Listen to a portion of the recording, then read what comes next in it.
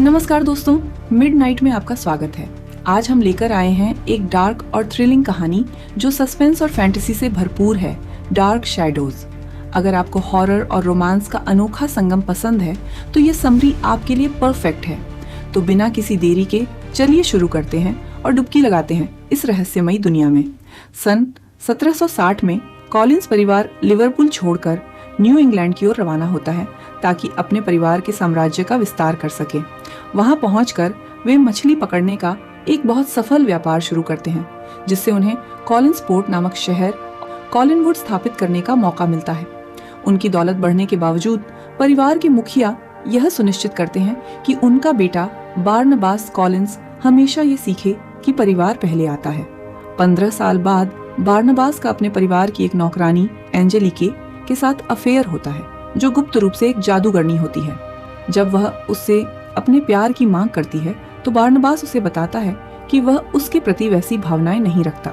इस बात से नाराज होकर एंजेलिके उसके माता पिता को मारने का श्राप दे देती है। बारनबास को शक होता है कि किसी काले जादू के कारण यह दुर्घटना हुई है, इसलिए वह काले जादू का अध्ययन शुरू कर देता है और इस बीच जोसेट नामक एक लड़की के साथ अपना रिश्ता बनाता है।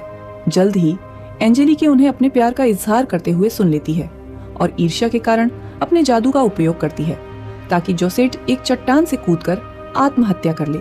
जोसेट को समय पर बचा न पाने पर बारनबास भी उसके पीछे कूद जाता है, लेकिन जोसेट के विपरीत वह जिंदा बच जाता है क्योंकि एंजेलिके ने उसे पिशाच बनने का श्राप दिया होता है ताकि उसकी पीड़ा कभी समाप्त न हो।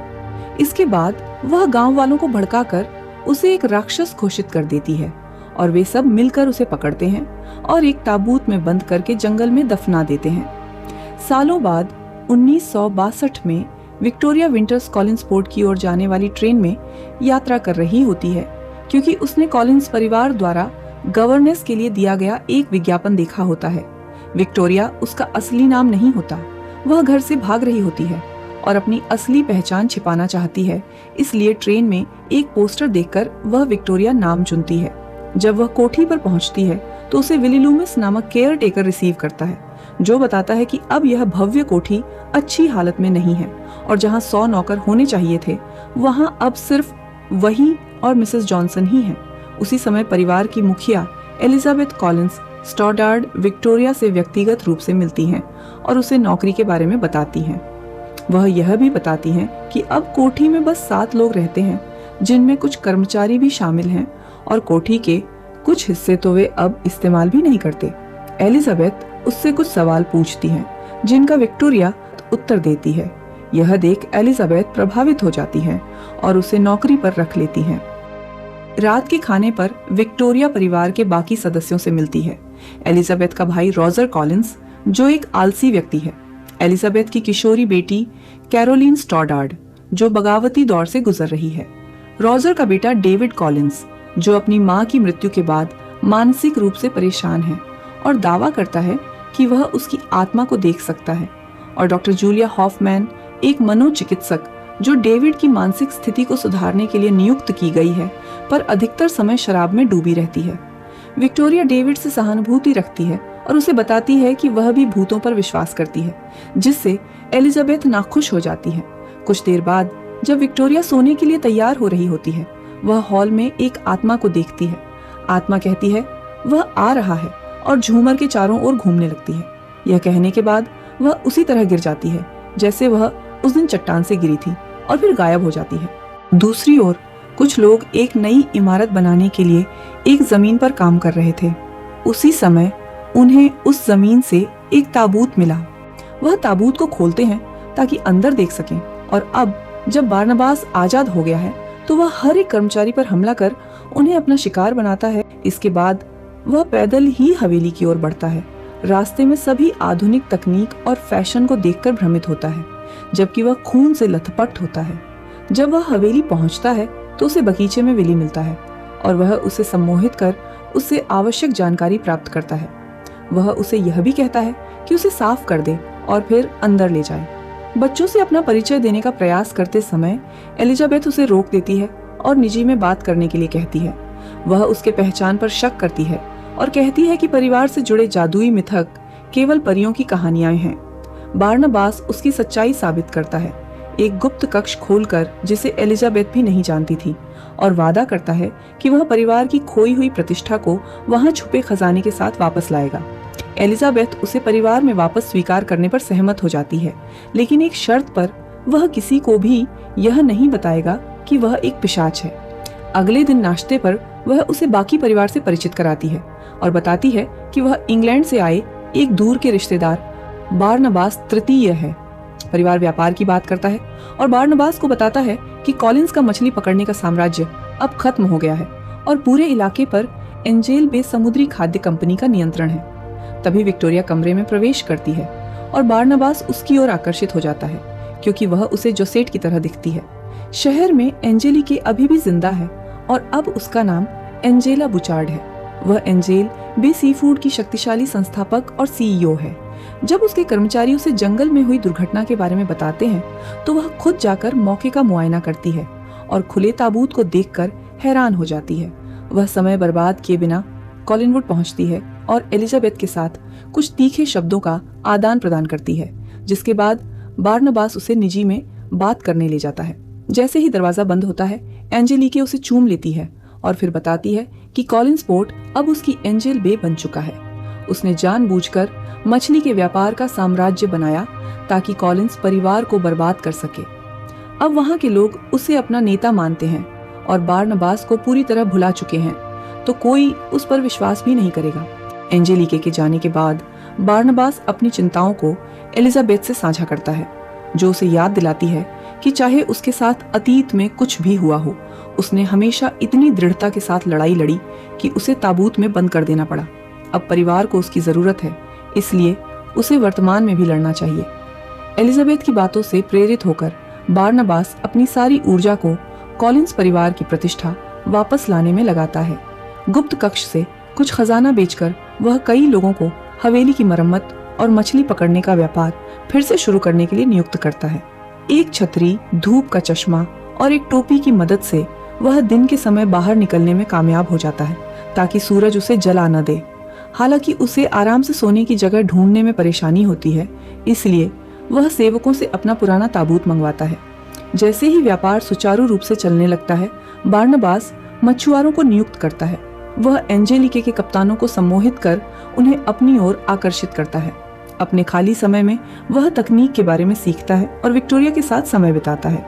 एक शाम जब रोजर उसे खजाने के साथ गुप्त कक्ष से बाहर आते देखता है तो बारनबास को जूलिया के द्वारा खोजा जाता है, जो सोचती है कि वह अजीब व्यवहार कर रहा है और उसे अपने ऑफिस में बुलाती है। वह उसे सम्मोहित कर उसका रहस्य उगलवाती है, फिर एलिजाबेथ पर गुस्सा करती है कि उन्होंने उसे यह बात उनसे क्यों छुपाई। एलिजाबेथ उसे समझाती है कि जूलिया को उसकी विशेषताओं में रुचि होनी चाहिए और जूलिया सहमत हो जाती है क्योंकि वह उसके बारे में और जानना चाहती है।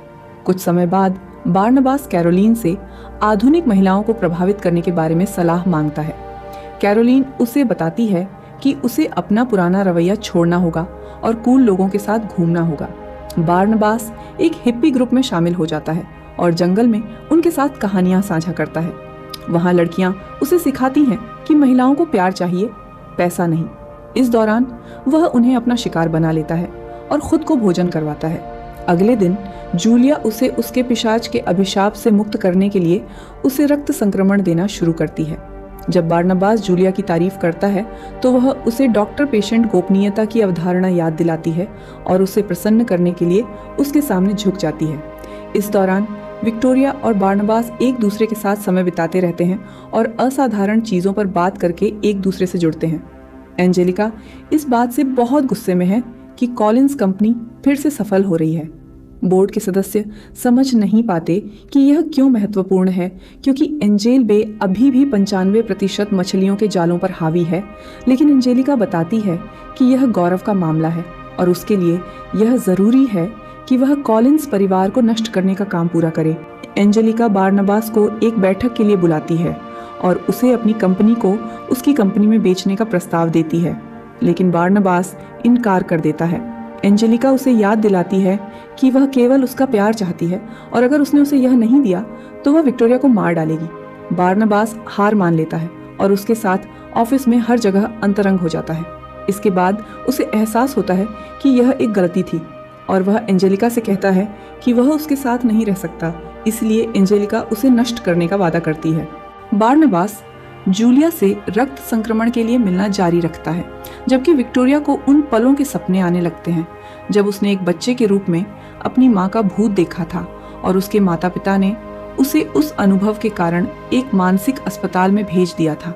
सुबह नाश्ते के समय बारनबास घोषणा करता है कि वह पूरे शहर के लिए एक बॉल का आयोजन करना चाहता है ताकि लोगों को याद दिला सके कि यहाँ का शासक परिवार कौन है। कैरोलिन उसे समझाती है कि आजकल लोग बॉल नहीं बल्कि हैपनिंग्स फेंकते हैं और उसे आधुनिक पार्टी के बारे में कुछ सुझाव देती है। जब बॉल की रात आती है तो वह पाता है कि बारनबास उसकी हर बात को गंभीरता से लेता है।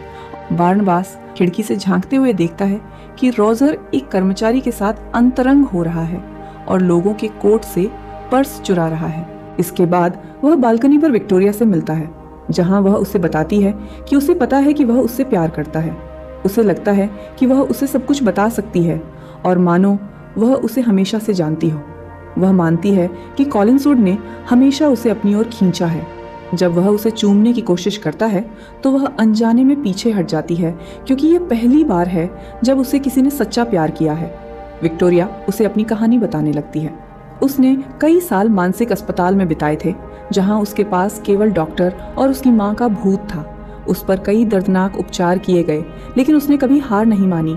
एक दिन वह एक खिड़की के माध्यम से भागने में सफल रही। कॉलिंसवुड में उसे घर जैसा महसूस होता है और वह बारनबास के लिए प्यार महसूस करने लगी है।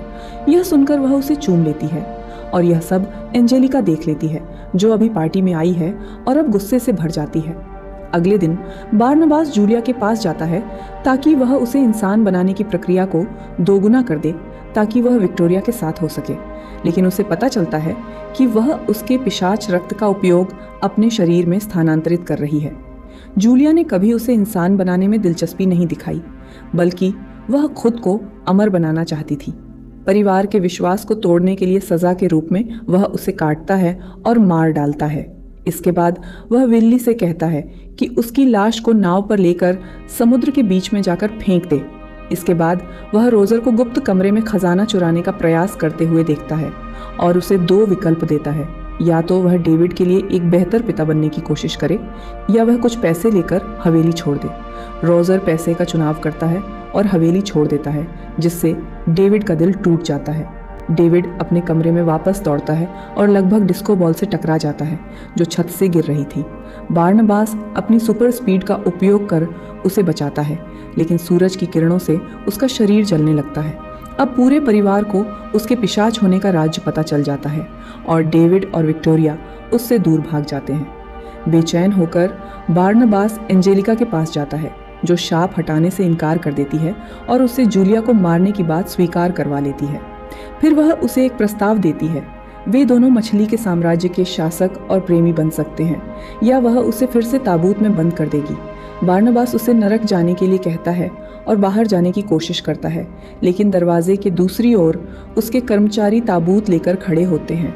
एंजेलिका उसे ताबूत में बंद कर देती है और उसे एक वैन में रखकर कब्रिस्तान ले जाने का आदेश देती है। इससे पहले वह एक जादू का उपयोग कर कॉलिंस कंपनी की इमारत को उड़ाने का प्रयास करती है। ताबूत को कब्रिस्तान में छोड़ दिया जाता है और उसे कुछ समय बाद डेविड ढूंढ लेता है, जिसे उसकी माँ के भूत ने बताया था कि बारनबास खतरे में है। शहर में लोग पुलिस और दमकल कर्मियों को आग बुझाते हुए देख रहे होते हैं। एंजेलिका वहां पहुंचती है और एक रिकॉर्डिंग बजाती है, जिसमें बारनबास ने जूलिया को मारने की बात स्वीकार की थी। इसका उपयोग वह शहर वासियों को कॉलिंस परिवार के खिलाफ भड़काने के लिए करती है। गुस्साई भीड़ पुलिस और एंजेलिका कॉलिंसवुड पर हमला करते हैं। बारनबास वहां पहुंचता है और खुद को आत्मसमर्पण करने की पेशकश करता है।